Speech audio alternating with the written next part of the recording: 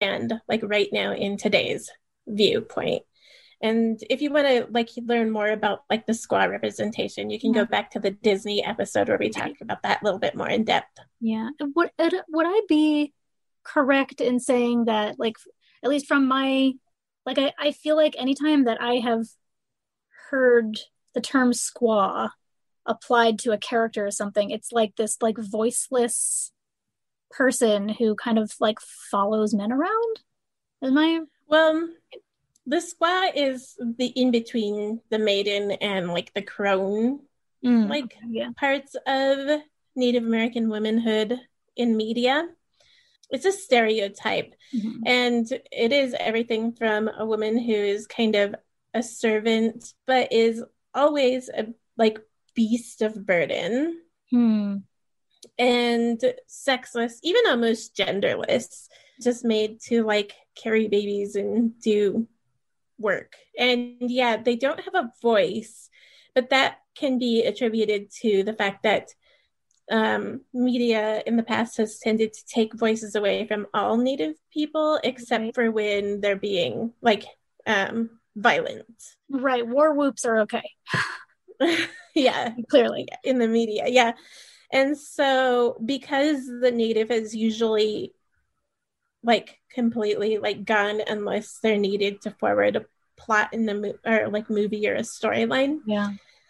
Native American women, therefore, are even more like invisible. Right. Yeah. Yeah. That tracks for me.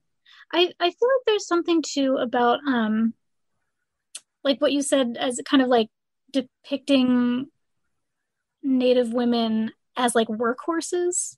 Like Mm-hmm. there is something to that that I can't quite wrap my brain around, but like there's a reason that they are often depicted that way, and I think it's something about like how quote unquote unfeminine it is to do hard work. Like Yeah. in white, Eurocentric and a now American culture, like women are supposed to not be active workers. Like you are more feminine if you have soft hands, right?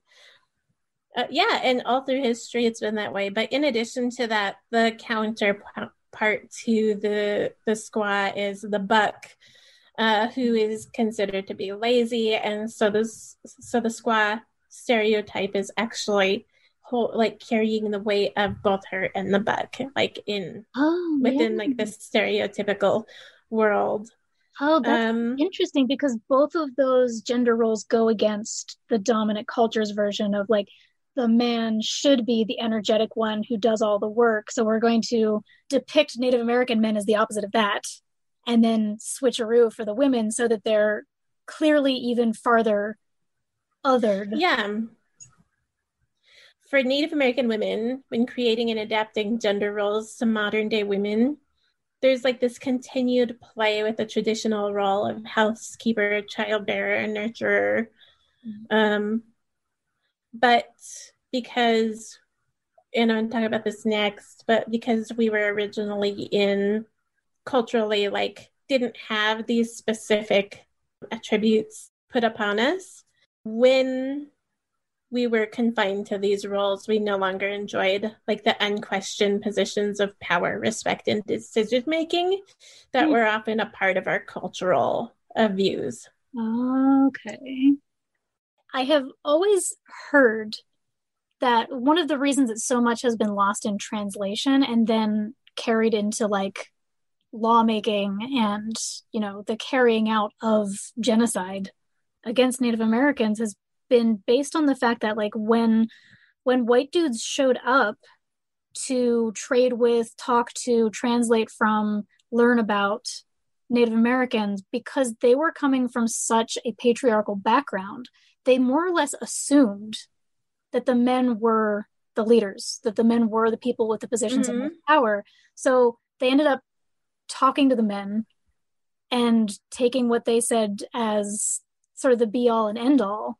And then rules were made, laws were made, wars were fought with the idea that the power was, strictly on the male side like it was for European Americans. And that's just, it's not true. That's not how things worked. It was how we chose to see it. Right, exactly. Pre-colonial Native America was more diverse than the entire continent of Europe. And so again, wow. I can't speak for like an entire group of really diverse people. Right. But to give some examples throughout history, many women were leaders in Native American tribes. For instance, Cherokee women worked in treaty negotiations with the United States. Mm-hmm.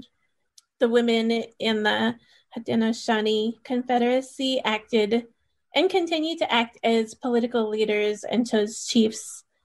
We have tribes here in Montana that also have women leaders who wear headdresses. And in fact, today, like the entire Cheyenne president and council is women. And so women, even though they were delegated tasks of caring for children and preparing meals and other roles, which varied between tribal groups, many women were responsible for tending fields, and there were long periods of time where men were off hunting or at war.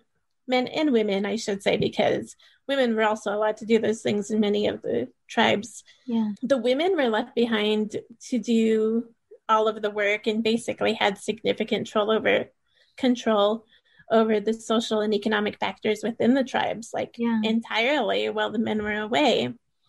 And so there were hundreds of tribes, hundreds of ways of interpreting these roles. Right, yeah. Of interpreting femininity. Right, exactly. Women fought in war, like Buffalo Catford woman. Right. Who is said to be the person who killed Custer. Yeah. And she was like pretty good on a horse. There's a story about her. She's known as the girl who saved her brother. And she was also the survivor of several massacres in American history. Oh, wow. Yeah, so definitely look up her and her story. My young great-grandmother was a tribal delegate for the Northern Cheyenne tribe and a tribal leader. And my grandmother and mother were all very active in politics. Yeah. So I guess I've been raised to question the gender roles that have been put before me in terms of this is what you're supposed to do. That's awesome. Good. Good, because these gender roles are stupid, I think.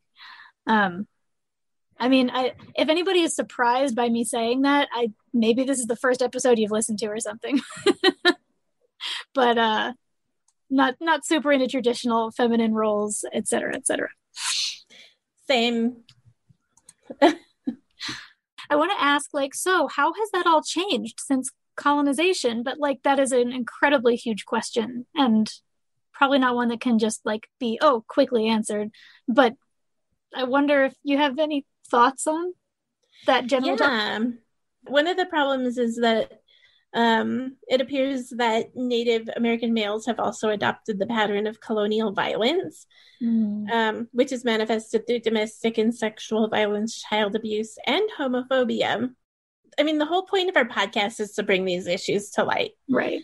But since we're dealing with multi-generational constructions, it'll basically take more than just us to change this. Damn it.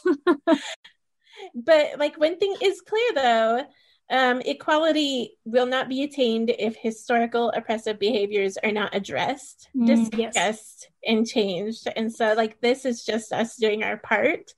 And we can't talk about this topic of femininity without discussing also the colonial violence that comes along with femininity when it applies to really all women, but for me specifically, Indigenous women. Yeah. And there's a lot to unpack in there. And we touched on this in our last episode, but I think it's really something that can't be stated often enough. Which is that when a force comes into a group of people's lives and systematically strips them of their culture, history, language, and dynamics, within the group, that group is going to have little choice but to assimilate to, you know, the larger culture. And I have in my life come across people who say things like, well, that was all a long time ago. Native Americans should move on or get over it, or, you know, any number of incredibly insensitive things like that. And I don't have the words to explain how short-sighted that is, but I think that's why we have to keep coming back to it in these Oh, episodes. yeah. Like, the reason why we can't get over it is because these ideological concepts still affect us in the real world today, to this very day. Yeah.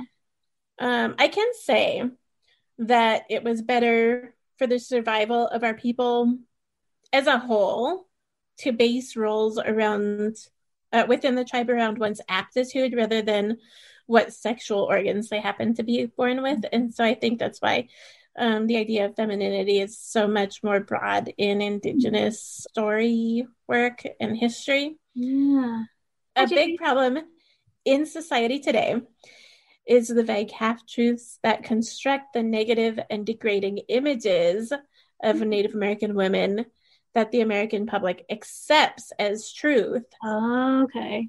No. So Native authors strive to conjure like a positive and current image that truthfully respects the modern Native woman, and contemporary females of Indigenous nations, especially, are a group without great representation, but are politically and heavily covered in American media. Like I said, Hulu has that whole show episode dedicated to this topic, but they overlook us as a group in need of a strong voice to represent our population positively. Yeah. This just came up recently. There's a show, I think it's on one of the major TV networks, called Big Sky. And I saw a trailer for it before it aired. And it's a show about women going missing off of the highways in Montana. And the women are white. They're like white and they're blonde even. Like, and I think they're supposed to be like travelers from California or something who are like on a road trip. They go missing at a truck stop. And it becomes this big thing. And it turns out that there's a pattern going on, and all these women are going missing from truck stops. You're telling the actual stories of hundreds of Native women who have gone missing from Montana, often at truck stops or rest areas along the highway. Mm-hmm.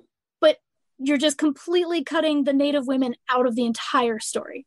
Yeah, totally. I was so offended. I think I wrote something nasty on Twitter about it, and many other people did too. Yeah. And I actually did see recently that like the producers of the show like have spoken with some Native women leaders and have like apologized.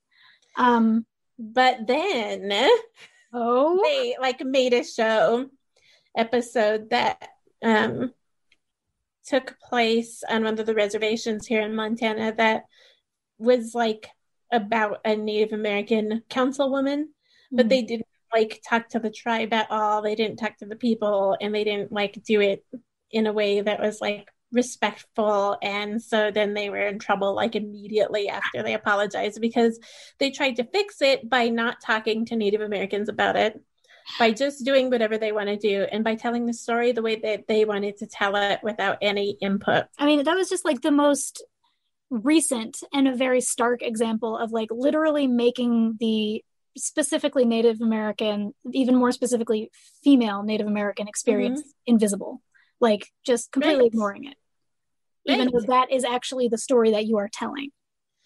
And then again, telling the story without actually talking to Native American people about it. I'm literally the person that you can come to in Montana to talk about film.